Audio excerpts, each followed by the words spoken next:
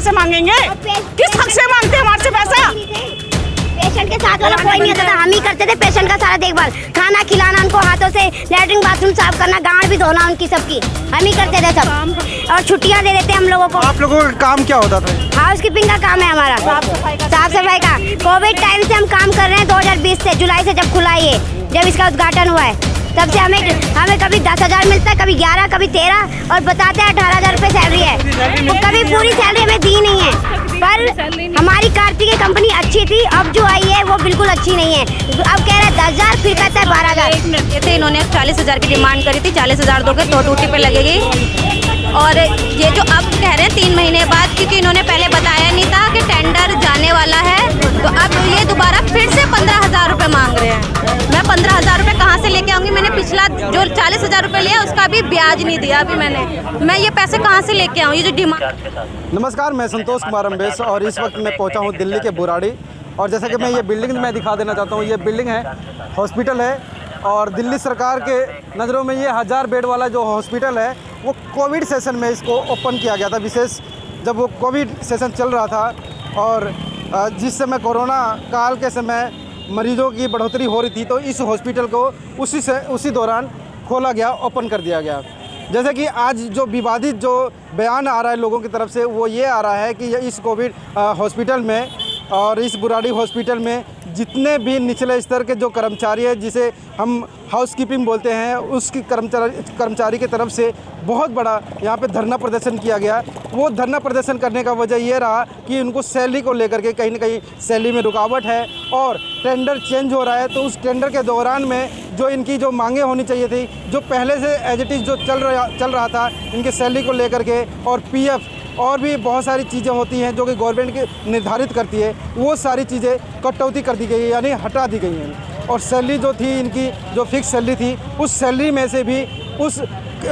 से भी कम सैलरी का मापदंड रखा गया है। वो हालांकि अभी भी ये एक ऐसे व्यक्ति के हाथ में टेंडर है जो कि एक ठेकेदार के, जो दिल्ली सरकार सीधे ठेकेदार को नियुक्त करती है, और उस ठेकेदार के अंतर्गत ये जो हाउस कीपिंग के जो कर्मचारी है वो आते हैं। उनकी मांगे हैं कि हमें पहले की तरह ही वही सैलरी बल्कि और बढ़ा करके दिया जाए, मगर कहीं ना कहीं ये विडंबना है कि इस बार जो टेंडर दिया गया है, ऐसे ठेकेदार के बीच में टेंडर है जो कि वो इनकी सैलरी से कटौती करता है। जो पीएफ मिलने वाला था वो पीएफ नहीं मिल रहा है, और भी जो गवर्नमेंट की तरफ से जो चीज़ें सुविधाएं होनी चाहिए थी वो नहीं मिल रही है। आइए हम जानते हैं कि उनके तरफ से क्या चीज़ें हैं जो कि आज वो अभी इस वक्त वो धरना दे रहे हैं और इस हॉस्पिटल के शासन और प्रशासन के खिलाफ वो खड़े हुए हैं। मैं संतोष कुमार अम्बेस, आइए पूरी जानकारी लेते हैं उस जितने भी हाउस कीपिंग के जो कर्मचारी हैं उनसे हम बातचीत करते हैं।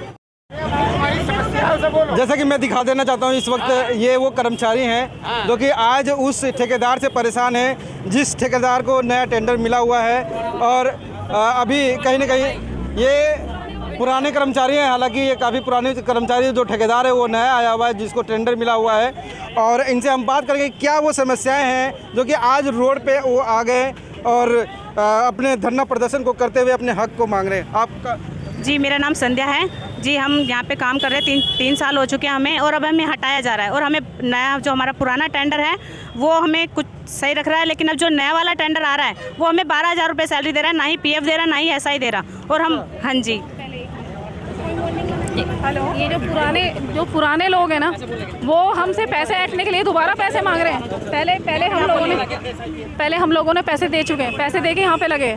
अब ये दोबारा जब इनका टेंडर चला गया तो दोबारा इनका हमसे पैसे लेने का क्या वो बनता है? ये दोबारा बोल रहे हैं कि हमें 15,000 रुपये दो तब तुम्हारे पेपर लेंगे। पहले हमें कंपनी का नाम का या कोई आईडी, कोई प्रूफ तो पता चले। पुलिस वेरिफिकेशन कोई भी पेपर बनवाते हैं तो कंपनी का नाम, कंपनी सामने तो आए, पता तो चले कौन मालिक है, कौन किसको दें हम।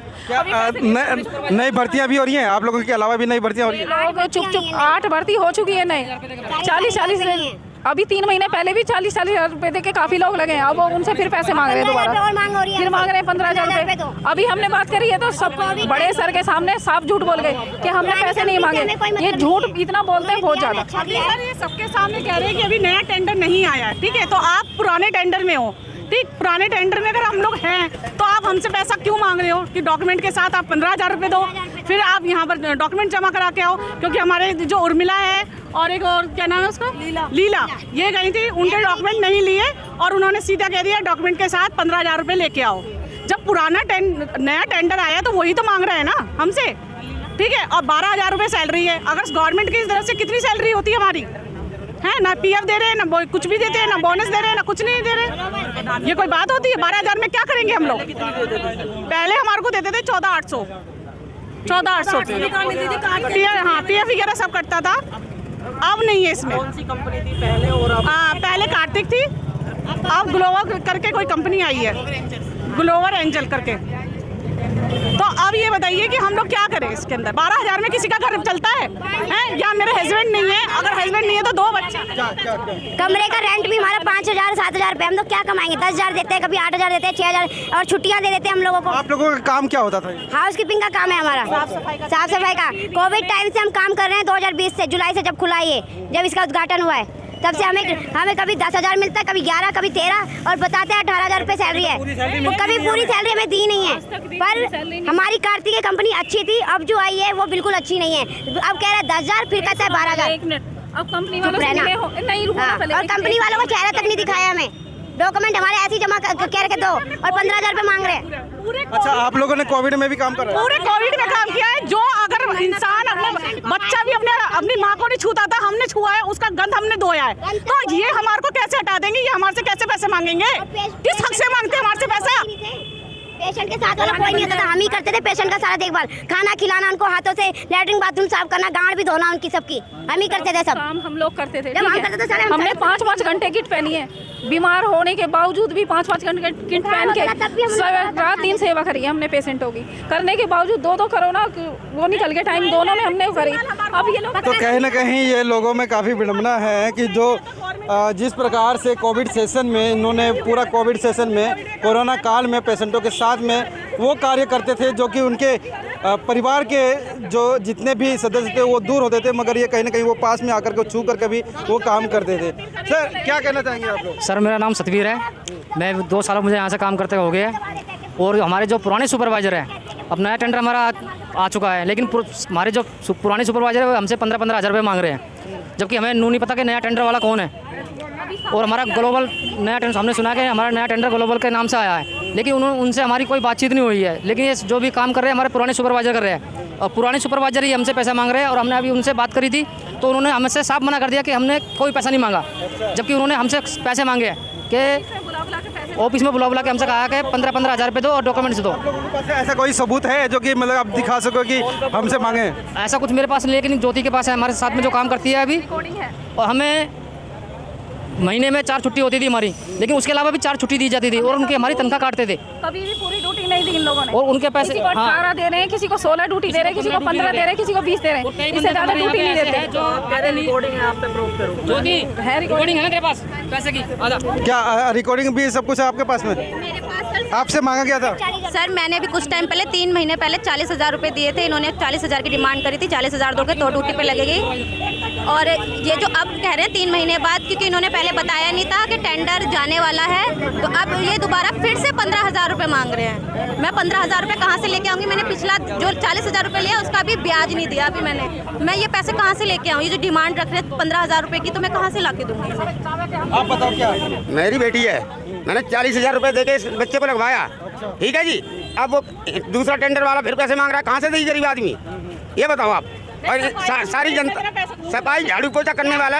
आपके पास सबूत है ऐसा जो 40,000 रुपये दिए? हाँ जी है, मेरे पास सबूत है, रिकॉर्डिंग सुनाऊंगा फोन पे। मेरे पास हाँ जी, ये गरीब आदमी बच्चे पाले या तुम्हें पैसे देगी?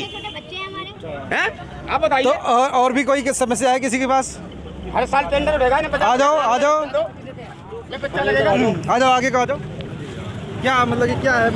भैया देखो, अभी तक तो यही था कि फ़िलहाल पहले हमारा टेंडर था कार्तिक इंटरप्राइजेज़ का, ठीक है। वहाँ पे हमारी सैलरी अच्छी खासी थी और PF भी करता था, ESI भी था। अब जो नई कंपनी आ रही है ना, वो कंपनी हमें सिर्फ और सिर्फ 12,000 रुपये सैलरी दे रही है, ना PF ना ESI दे रही है, ठीक है।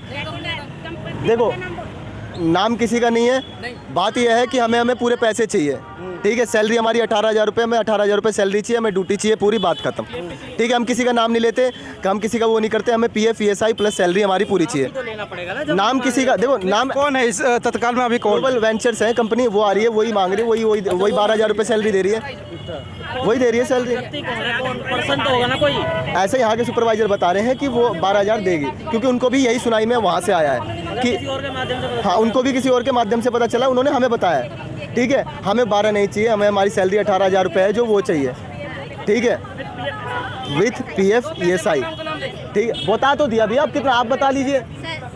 तो इन्होंने ग्लोबल कंपनी का नाम लिया है, और ग्लोबल कंपनी कहीं ना कहीं ये नई कंपनी आई है। उससे पहले कार्तिक कंपनी कार्य कर रही थी, जिसमें ये लोग काम कर रहे थे। काफ़ी पुराने ये कर्मचारी हैं, और दिल्ली सरकार से ये अपना ये हक मांगना चाहते हैं, और हक मांग रहे हैं कि केजरीवाल के अंडर में, यानी केजरीवाल सरकार के अंडर में ये हॉस्पिटल खोला गया था। लगभग 1000 बेड का ये है ना, 800 बेड का। हाँ जी, कोविड टाइम से 4 साल से हम यहाँ पे जॉब कर रहे हैं।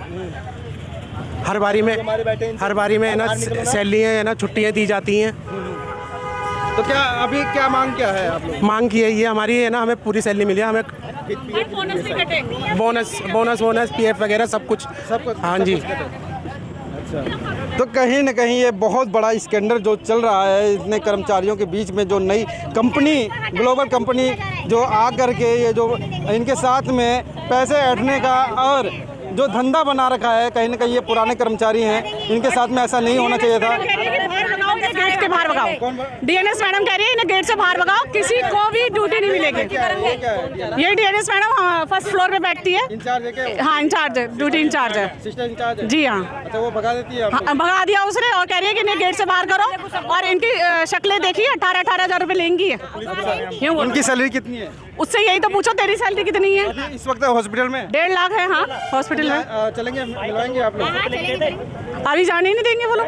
चलिए हम चलते हैं एक बार, अगर कोई बात नहीं, एक बार चलते हैं। बताया भी ज़्यादा कि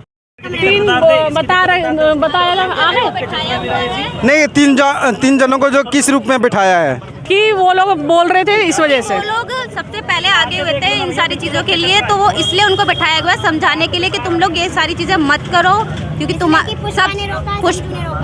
चलिए आइए, आप लोग हॉस्पिटल में आइए, चलते हैं, आइए।